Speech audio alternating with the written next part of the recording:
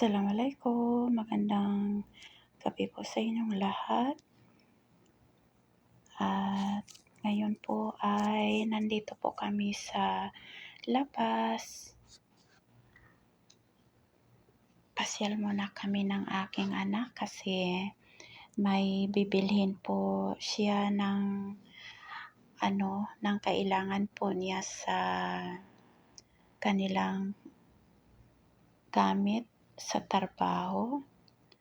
At pupunta po kami sa Basawat at sa Sugsyobra kasi may bibilhin po siya. Samahan ko po yung anak ko.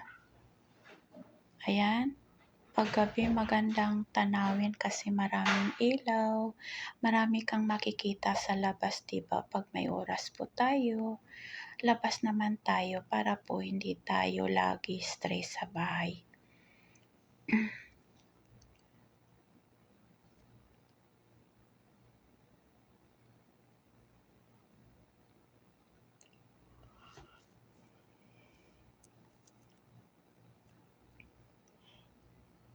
Yan po mga kapatid, malapit na po kami darating sa pupuntahan namin ng anak ko.